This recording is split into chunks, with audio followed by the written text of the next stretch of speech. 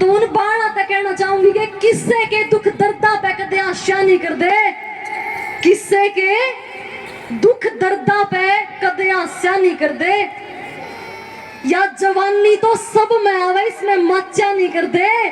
और याद रखो थोड़े संस्कारा ने ए पैर के छोटे लत्ते इंस्टाग्राम पर नचा नहीं कर दे, नचा नहीं कर दे। अभी नहीं तो जिंदगी है ना, जिंदा हो, आपके माँ बाप जिंदा है, आपके हाथ पैर ठीक है, मस्तिष्क ठीक है, तो आप तो अमीर धरती पे कोई नहीं है। सबसे बड़ी दौलत आपका फिट शरीर और आपके जिंदा माँ। ये जो बड़ी बड़ी कोठियां दिखती है ना, इनके घरों में शांति नहीं है, सच्चाई है मेरे भाइयों, शांति नहीं है।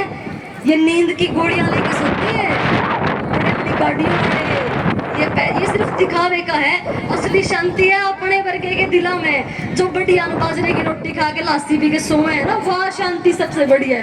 कि भाई हो चाहे बहन हो, वो फॉलोवर बढ़ाने, आजकल सोशल मीडिया का जमाना है, तो फॉलोवर बढ़ाने के लिए कई बार चीजों को गलत तरीके से भी पेश करते हैं। अच्छी बूंदी चीजें, बेकार की बातें या छोटे छोटे कपड़े हमारी बहन डाल रहे, हमारे समाज के लिए बहुत बड़ी प्रॉब्लम। माताओं को भी कहूंगी कि नए नए सूट, लाली पाउडर, ये भी किसी काम नहीं आने। काम जाएगा उस बेटी के कर्म कि जब वो बेटी जाए ना, तो हर कोई उसको बहन कह के राम राम करे कि हाँ बहन। अच्छी बातें बताई गौ माता को लेके, बहुत अच्छी अच्छी बातें। मैं बार बार उनको रिपीट तो नहीं करूंगी, क्योंकि उन बातों में से अगर एक भी बात हमने ध्यान से सुनी होगी तो तब भी बेड़ा पार है।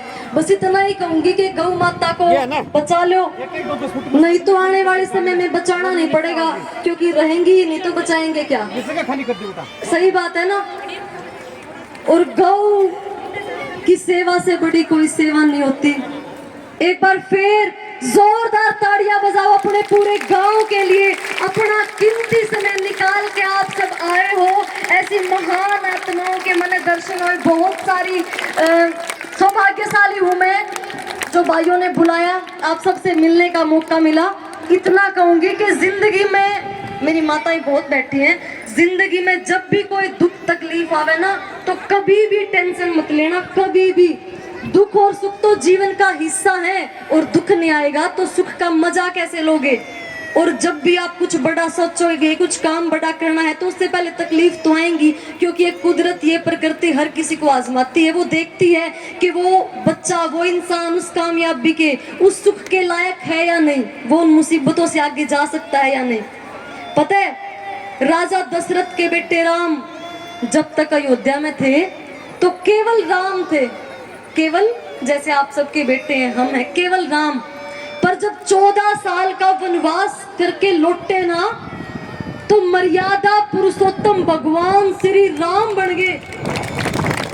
राम से भगवान राम किसने बनाया?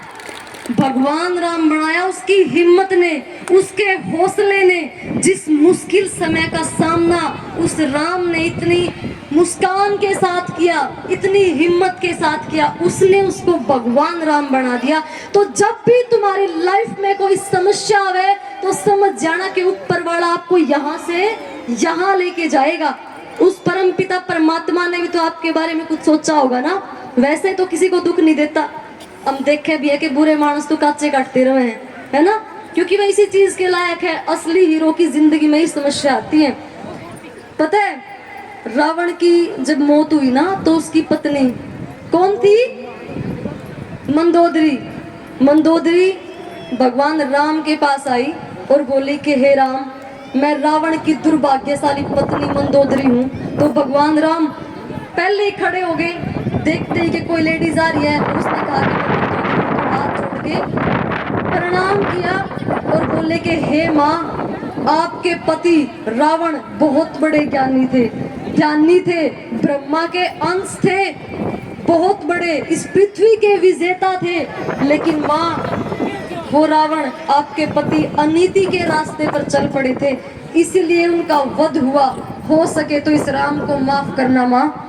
तो मंदोदरी बोली कि राम, मैं तुझे कोसने नहीं आई, मैं तुझे ये नहीं कहने आई कि मेरे पति क्यों मारे, मैं तो ये देखने आई हूं कि वो रावण जो पूरी पृथ्वी का विजेता था, ऐसा उस रावण में क्या नहीं था जो तुझ में था कि तूने उसको मार दिया, रावण को मार दिया। तो राम मुस्कुराया और बोला कि मां मैं तो वनवासी रहा, मेरे में तो कुछ भी नहीं है। तो मंदोदरी पता है क्या बोली कि नहीं राम, मैंने जो देखना था वो देख लिया कि रावण क्यों मरा और तुझ में ऐसा क्या है। तो बोली एक रावण था जो इतनी सुंदर पत्नी होने के बाद भी किसी दूसरी पराई स्त्री को उठा के लेके गया, गंदी नजर से उसको देखा। और एक तुम हो राम कि देख के पराई स्त्री को देख के खड़े हो के माँ कह के हाथ जोड़ के बुला रहे हो। और बस यही अंतर था रावण में और राम में। ये धन दौलत राजपाट, ये बड़ी बड़ी गाड़ी, ये किसी काम नहीं आनी। साथ क्या जाएगा हमारा किरदार, साथ क्या जाएगी हमारी इज्जत, हमारे कर्म। और माताओं को भी कहूंगी कि ये नए नए सूट लाली पाउडर ये भी किसी काम नहीं आने।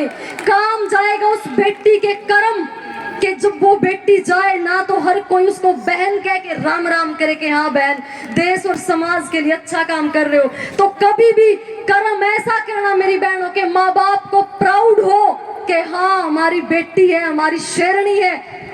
हर कोई तारीफ करे आके आपकी बेटियों की, तुम्हारी तारीफ करे। संस्कार ऐसे होने चाहिए।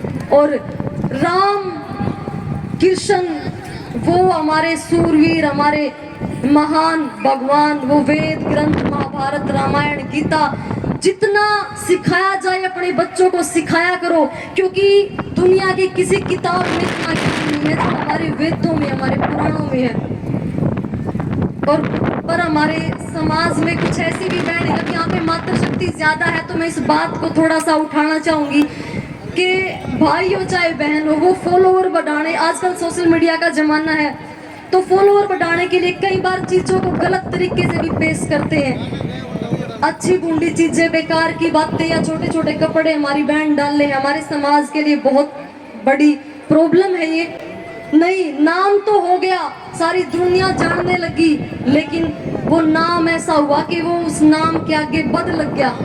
वो नाम अब बदनाम हो गया, तो फायदा क्या? दुनिया जानती तो है लेकिन ताने मार रही है उस नाम पे, तो क्या फायदा? दुनिया देख तो रही है, जाने है नाचा गावे है पूरे तरीके से। देखो नाचने को मैं गलत नहीं कहती, नाचना सभ्य भी होता है, बहुत अच्छे तरीके से भी होता है। हमारी बड़ी बड़ी बहनें हुई है जिन्होंने नाम कमाया है सिंगिंग में, नाचने में ना, लेकिन गलत तरीके से खुद को प्रस्तुत करना, आप समझ गए होगे, वो कभी मत करना। नाम कमाना है तो अच्छे तरीके से, क्योंकि जिंदगी बार बार नहीं मिलती, एक बार मिली है तो धूम उठा दो, इसमें प्राउड करवाओ। और ये दो चार साल है ना, ये 2-4 साल ये कुछ करके दिखाने के लिए है। जिंदगी का पूरा निचोड़ इसी जमाने में देखा जाएगा। और अगर हम एक भी कदम गलत उठाएंगे ना, तो ये मत सोचो कि सिर्फ हम बदनाम होंगे, नहीं, हमारे साथ हमारी कम से कम भी 4-5-6 पीढ़ी जुड़ी हुई होती है। अगर आपने थोड़ा सा भी गलत काम किया तो 6 पीढ़ी बदनाम होएंगी, कलंक लगेगा उन पे। आपके बच्चे, आपके पोते, आपके पड़पोते, पता नहीं कौन कौन, इसकी दादी, इसकी बुआ, इसकी छोरी, इसकी बाण, इसका भाई, इसका नो, साले ने यो काम करा, कभी नहीं। तो जिंदगी है ना, जिंदा हो, आपके माँ बाप जिंदा है, आपके हाथ पैर ठीक है, मस्तिष्क ठीक है, तो आप तो अमीर धरती पे कोई नहीं है। सबसे बड़ी दौलत आपका फिट शरीर और आपके जिंदा माँ बाप है। ये जो बड़ी बड़ी कोठियां दिखती है ना, इनके घरों में शांति नहीं है, सच्चाई है मेरे भाइयों, शांति नहीं है। ये नींद की गोलियां लेके सोते हैं, बड़ी गाड़ियों में, ये सिर्फ दिखावे का है। असली शांति है अपने वर्गे के दिलों में, जो बढ़िया बाजरे की रोटी खा के लासी पी के सोए है ना, वह शांति सबसे बड़ी है। तो उन बाणा तक कहना चाहूंगी कि किस्से के दुख दर्दा पे कदे आशा नहीं कर दे, किस्से के दुख दर्दा पे कदे आशा नहीं कर दे, या जवानी तो सब में आवे इसमें मचा नहीं कर दे। और याद रखो थोड़े संस्कारा ने ए पैर के छोटे लत्ते इंस्टाग्राम पर नचा नहीं कर दे, नचा नहीं कर दे। अच्छा बात तो चलती रहेंगी, नु बताओ गाना सुनना चाहोगे? पार्ट देखे हैं? ठीक है, लगा दे भाई गाना, लगा दे स्टार। जिन्हें मानी को नहीं हार मारे टाइम पे, एक दिन वो स्टार बने से। अच्छा ठीक हो सारे, नु बताओ